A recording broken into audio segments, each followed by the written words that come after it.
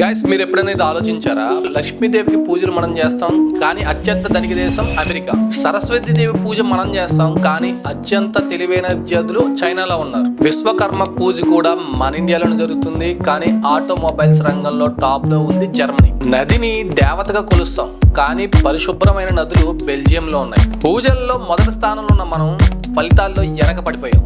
కేవలం పూజల వల్లే అన్ని సాధ్యం అవుతాయంటే రిచెస్ట్ అండ్ పవర్ఫుల్ కంట్రీ మందే అయ్యేది. ప్రాబ్లం ఏంటంటే మనం పనులు చేయం, పూజలు చేస్తాం. మన దేశంలో ఉన్నన్ని మూఢనమ్మకాలు ప్రపంచంలో ఇంకెక్కడ కనబడవు. మనం రాముని పూజించాం, కృష్ణుని పూజించాం, కానీ వాళ్ళ దగ్గర నుంచి మనం ఏమీ నేర్చుకోలేదు. రాముడు మనకి మర్యాదని, ధర్మాన్ని నేర్పడానికి వచ్చాడు. కృష్ణుడు మనకి రాజనీతిని, కర్మను నేర్పడానికి వచ్చాడు, అంటే పనిని నేర్పించడానికి.